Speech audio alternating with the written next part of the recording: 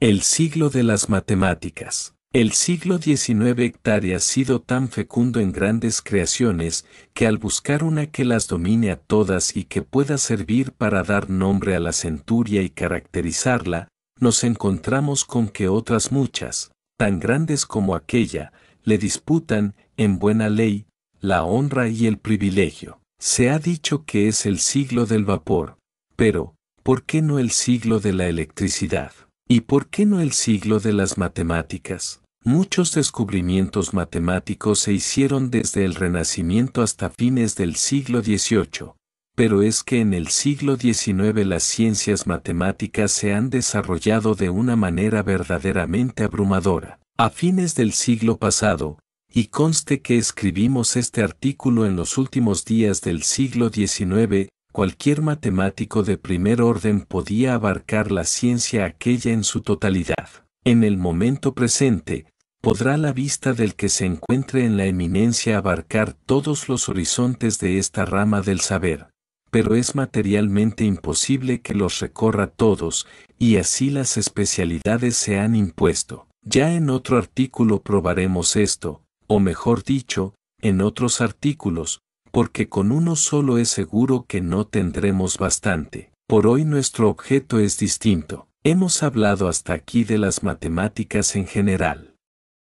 Pero hay que distinguir la ciencia matemática propiamente dicha, o sean las matemáticas puras, de las matemáticas aplicadas. Las matemáticas puras son las de la cantidad y sus leyes, las del orden combinatorio, las de las relaciones entre las variables, las de los simbolismos abstractos, la ciencia desinteresada, superior aún al tiempo y al espacio y a toda aplicación material. La ciencia, repetimos, que prescinde de la materia, de los fenómenos físicos y químicos, del desarrollo de la vida y de todo aquello que constituye la ciencia positiva propiamente dicha. La matemática pura toma el concepto de cantidad como concepto abstracto y no dice que esa cantidad sea una fuerza ni una masa, ni una velocidad, ni un trabajo mecánico, ni una porción de electricidad, ni una sensación, ni, en suma, nada concreto. Toma la cantidad como concepto abstracto y también como concepto abstracto el orden combinatorio. En suma, es una lógica perfeccionada y sublime de lo más y lo menos, o sea de las magnitudes o cantidades y de sus leyes y combinaciones, lógica que se desarrolla en la región más alta del idealismo. Aunque no exista el mundo material le importa poco. Mientras existiera un cerebro con unos cuantos axiomas y un poder lógico y combinatorio suficiente, las matemáticas puras existirían. Para descubrir sus leyes, el pensamiento no tiene más que pensar y mirarse a sí mismo por dentro y a cierto número de categorías. Y claro es que aquí prescindimos del origen de estos conceptos que, según algunos, es un origen espiritual y absoluto, que, según otros, no es más que un empirismo acumulado que, a fuerza de trabajar durante siglos y siglos en el cerebro, ha creado ciertos moldes tradicionales para la razón humana. De todas estas cuestiones metafísicas prescindimos aquí por completo, y tomamos a las matemáticas puras como ellas son, según los partidarios de la ciencia a priori, como ellas creen ser, según los que sostienen que toda verdad científica, aun las mismas matemáticas, no es más que el resultado de la experiencia. Experiencia actual para las ciencias positivas, experiencia acumulada desde que apareció la primera masa protoplasmática hasta el momento presente, para los conceptos racionales por excelencia. Ello es que desde los tiempos históricos, desde la India, desde el Egipto, desde Grecia, la verdad matemática se distingue de todas las demás verdades por su evidencia, por ser superior al tiempo y al espacio, por ser o creerse superior a la experiencia misma, por reclamar para sí caracteres eternos y semidivinos. ¿Es esto conciencia de su fuerza? ¿Es ilusión y soberbia? Discútanlo los filósofos cuando analicen los primeros principios de la razón. Nosotros hacemos constar un hecho, y el hecho es evidentísimo. Entre una verdad empírica y una verdad matemática hay una diferencia profunda. Cuando un físico dice, la densidad del hierro es 7, esta verdad ha llegado a tal categoría por una experiencia o una serie de experiencias. Que un físico ponga ante sí un pedazo de hierro puro, que discurra cuanto pueda discurrir, que llame en su ayuda a todos los sabios del mundo, que contemplen con ojos escudriñadores durante años y años el pedazo de metal, y por mucho que contemplen y discurran, no probarán que la densidad de aquel cuerpo es 7, como no acudan a la experiencia. ¿Quién dice que es 7 y que no puede ser 6, 8 o 1000? Las leyes de las densidades de los cuerpos no están escritas de antemano en la razón humana ni en las celdillas cerebrales. Y lo que decimos de esta verdad o de este hecho, pudiéramos decir de todos los hechos o de todas las verdades de la naturaleza. ¿Quién pudo saber, encerrado en su gabinete, las dimensiones del globo terráqueo o fijar las magnitudes de los ejes de nuestra órbita planetaria? ¿Quién pudo, cruzándose de brazos, cerrando los ojos y pensando, descubrir que el equivalente mecánico del calor está representado por el número 426, por ejemplo?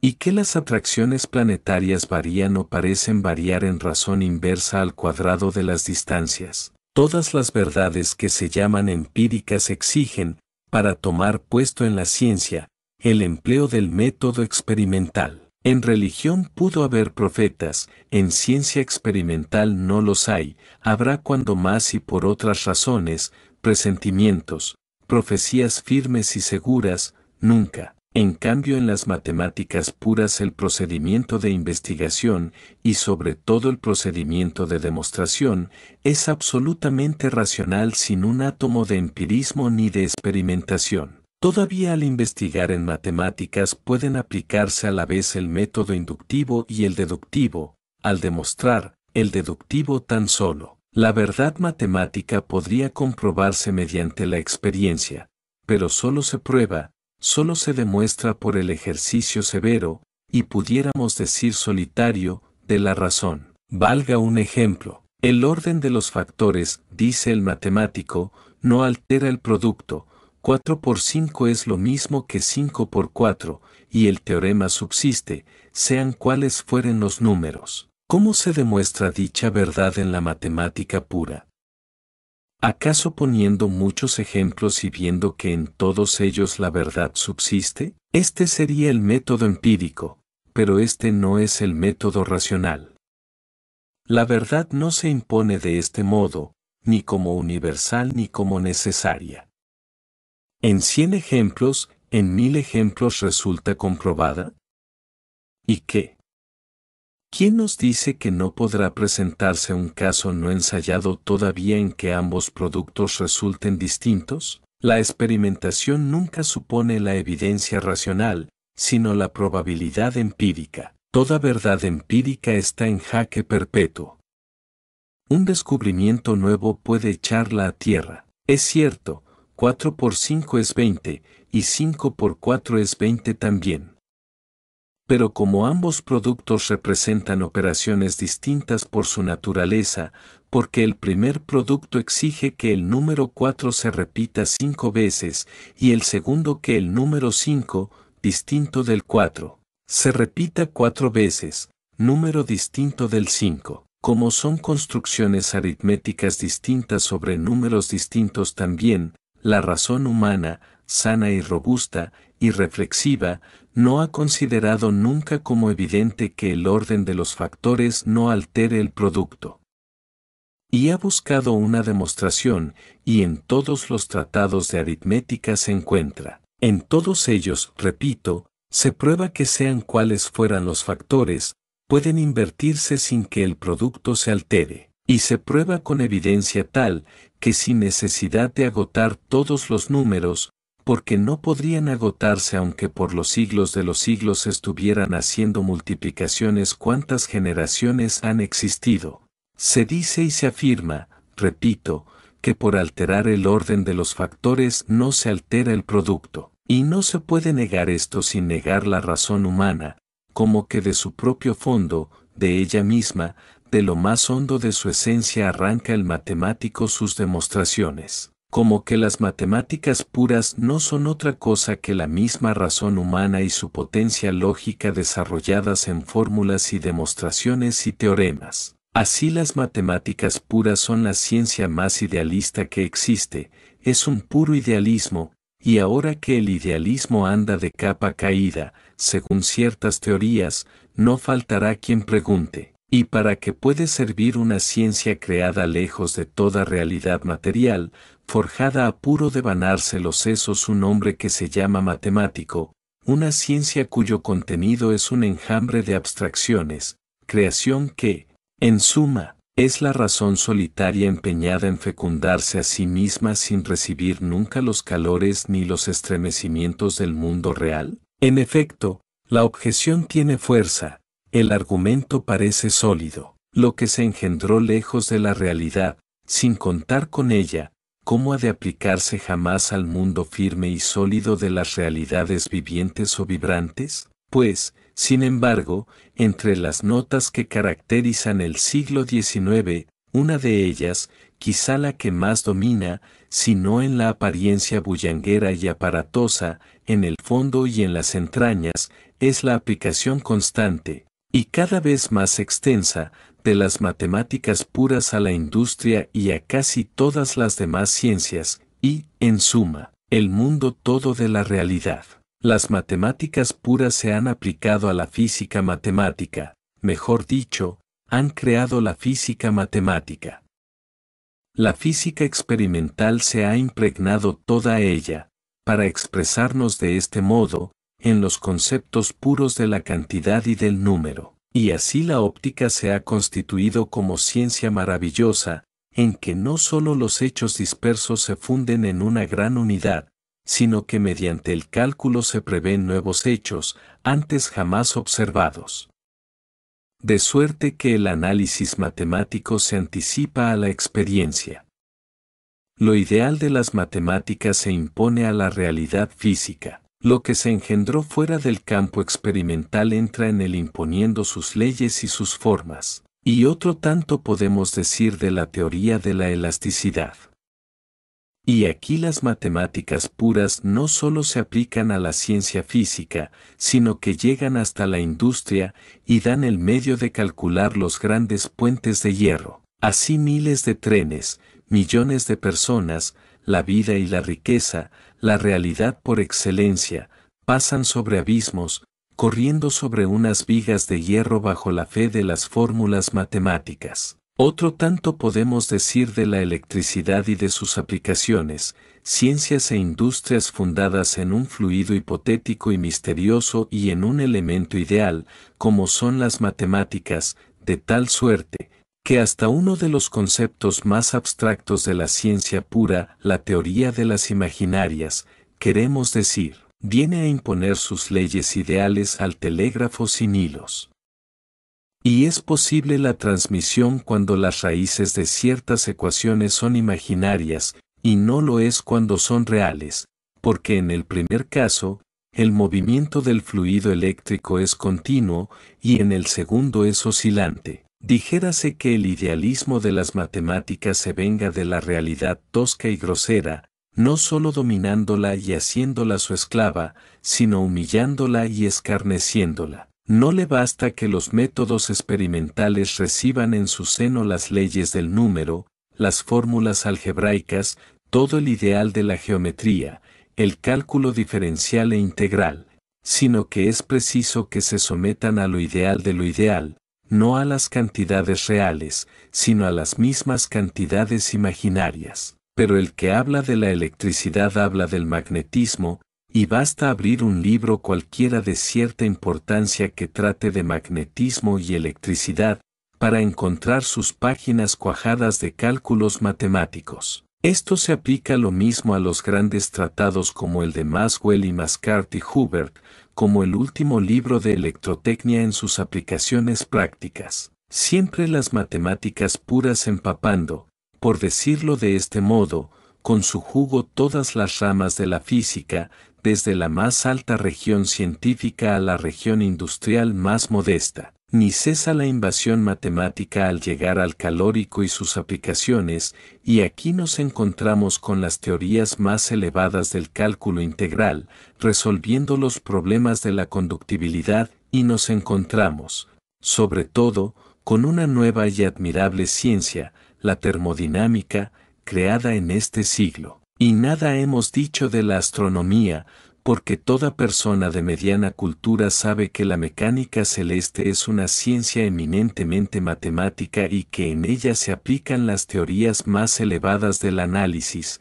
como son, por ejemplo, las teorías de la integración. Ahora bien, al descender las matemáticas puras desde sus elevadas regiones idealistas hasta el mundo de la realidad y hasta imponerse a la observación de los fenómenos y hasta a la experimentación, ha necesitado bajar por grados. Uno muy tenue, que apenas se nota. Otro, en que ya el elemento material adquiere verdadera importancia. Y otro tercero en que ya, resueltamente, se funden en una gran unidad el elemento idealista de las matemáticas y el elemento real del universo, o, si se quiere, la materia con sus evoluciones y sus leyes empíricas. Es decir, que el espíritu de la matemática pura pasa por 3 grados al encarnar en el mundo físico. El primero de estos 3 grados, ya lo hemos dicho, es muy tenue, tanto que muchas veces este segundo momento se confunde con el primero y algunos lo consideran comprendido en la definición de las matemáticas puras. Pero en rigor estas no se ocupan más que de la cantidad en abstracto,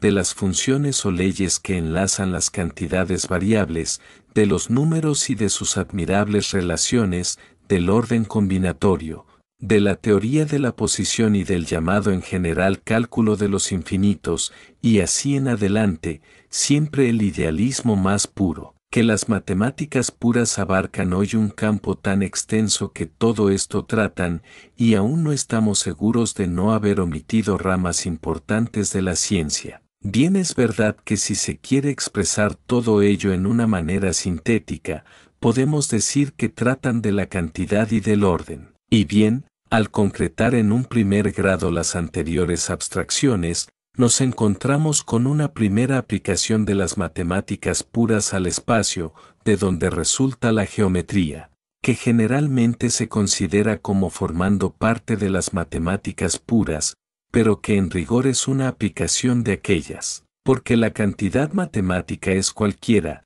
y en este caso del espacio la cantidad ya no es indeterminada, sino que es la cantidad geométrica. La cantidad concreta puede ser una masa, una fuerza, una velocidad, un trabajo mecánico, una cantidad de electricidad, una cantidad de luz o de calor y hasta una cantidad de sensación o vibración nerviosa, que la psicofísica pugna por medir.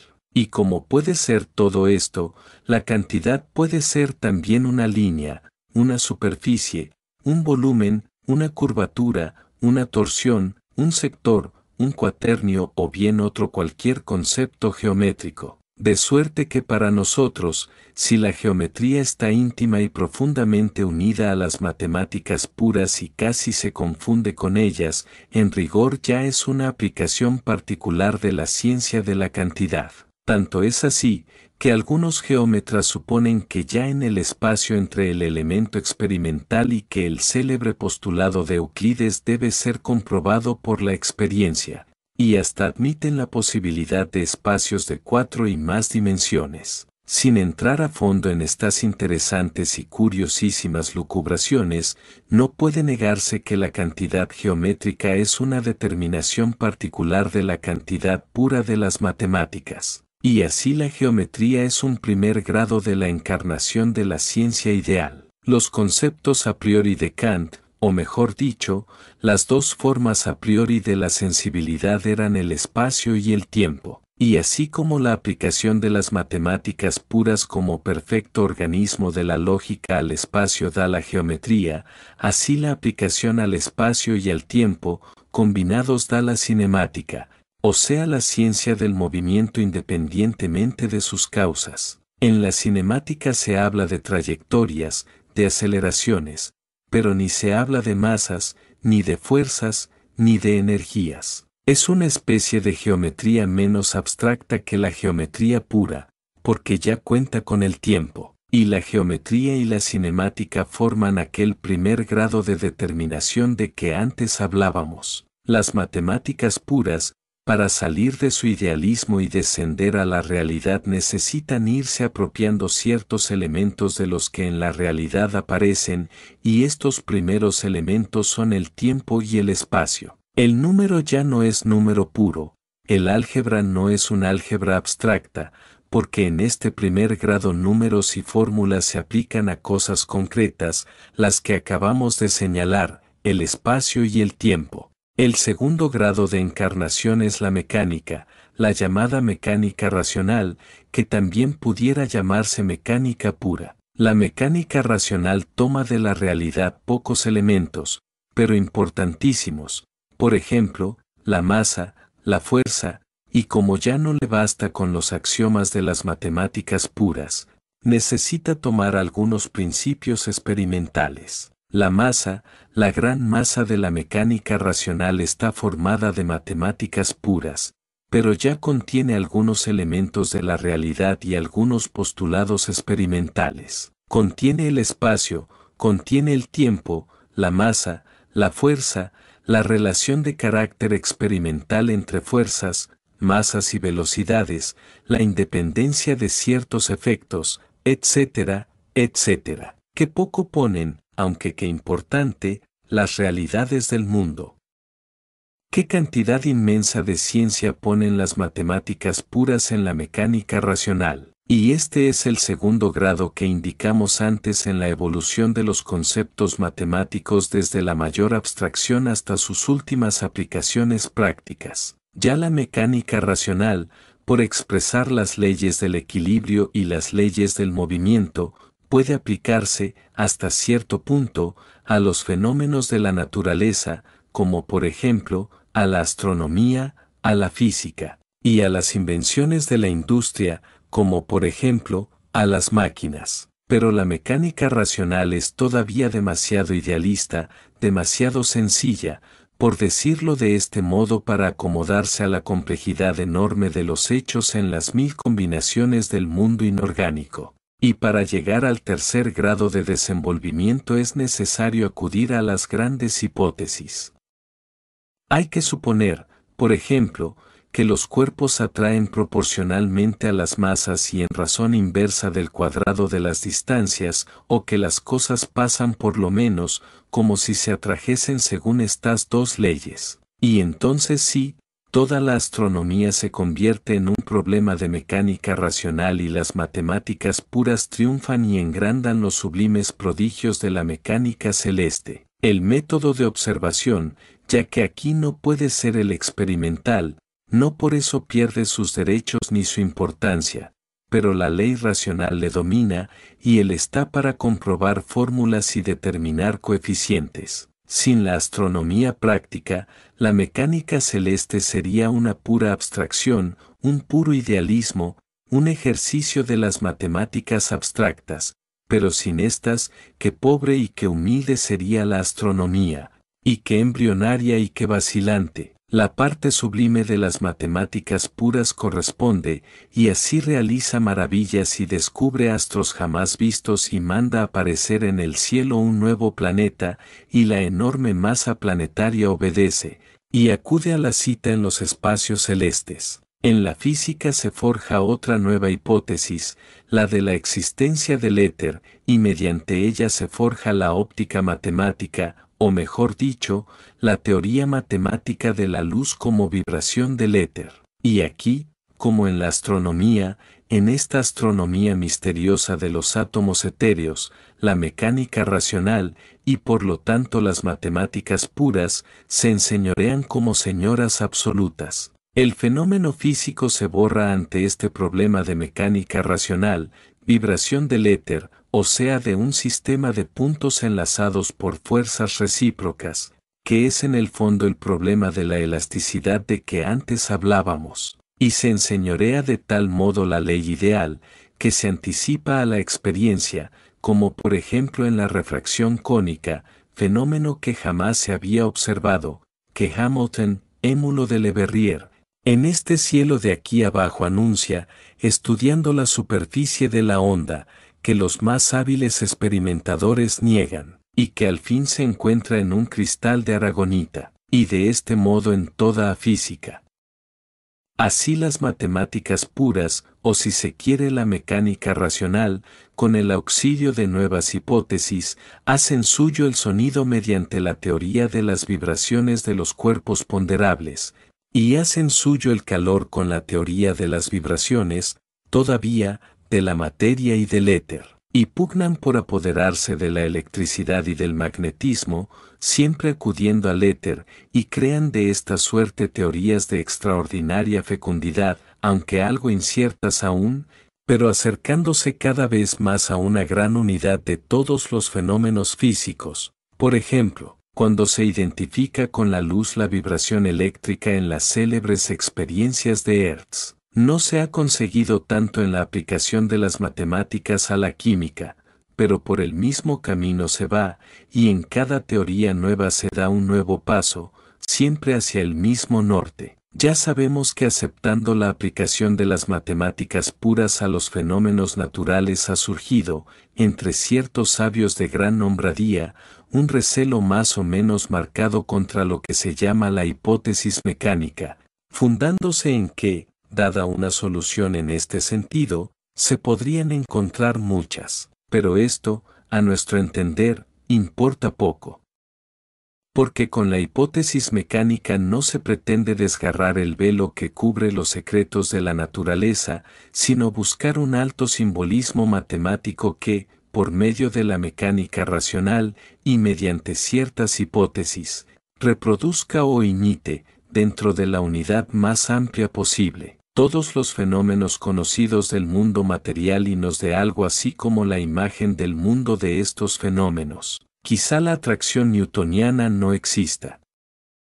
¿Y qué importa si las cosas pasan como si existiese y en el espacio de los astros dominan leyes que se expresan racionalmente por medio de la mecánica racional? ¿Es que aquí va también a rechazarse la hipótesis mecánica? Pues del mismo orden, exactamente del mismo orden, aunque algo más complicada, es la hipótesis mecánica cuando se aplica a la elasticidad, al sonido, a la luz, a la electricidad, al magnetismo, al calor y a los fenómenos de la química. ¿Qué importa que las masas en movimiento sean grandes como Neptuno y volteen en el espacio celeste o que sean pequeñas como un átomo y se agiten en los espacios atómicos? Todo esto es relativo. Si creciéramos en dimensiones a medida de nuestra ambición, Júpiter, Saturno y Neptuno podrían ser átomos para nosotros, ni alcanzaríamos a verlos con un microscopio. ¿Acaso entonces la que hoy es nuestra astronomía fuera nuestra física molecular y ciegamente rechazásemos la hipótesis mecánica, que es hoy una de las mayores glorias del genio humano y que se llama mecánica celeste? En suma, yo creo que el gran progreso de la física está en reducir todos sus problemas a un solo problema de mecánica racional, a saber, puntos materiales y atracciones y repulsiones en función de las distancias, porque todas las demás hipótesis y todas las demás soluciones son intermedias y provisionales, porque todo enlace entre los átomos es artificial y transitorio, ¿acaso preste servicio alguna de estas hipótesis? Pero al fin y al cabo será preciso desecharla, pero esto nos llevaría demasiado lejos. Dejemos cuestiones tan arduas para otra ocasión. El hecho es que las ciencias matemáticas hoy entran vencedoras por los anchos campos de todas las demás ciencias. Que todas hacen acatamientos a aquellas, que las matemáticas se llaman exactas por excelencia. Y que toda ciencia de la naturaleza es tanto más elevada y tanto más sube en jerarquía, cuanto más domina en ella el carácter matemático. Verdad es que casi no necesita prueba, y si la necesitase habría que dejarla para otra ocasión, porque este artículo, que es por sí sobradamente árido, va siendo extenso en demasía. Dejemos para otro entrar en las profundidades de lo mucho que todavía queda por decir. José Echegaray. https://hemerotecadigital.ble/hd/viewer cdf5 da 95-a629-40b 1-9770-2832 ACC 72 F3 ampersand page igual 99 https://hemerotecadigital.ble.es/hd/viewer id igual cdf5 da 95-a629-40b 1-9770-2832 ACC 72 F3 ampersand page igual 100 https://hemerotecadigital.ble.es/hd/viewer id igual cdf5 da 95-a629-40b 1-9770-2832 ACC 72 F3 ampersand page igual 101 https://hemerotecadigital.ble.es/hd/viewer id igual cdf5 da 95-a629-40b 1-9770-2832 ACC 72 F3 ampersand page igual 102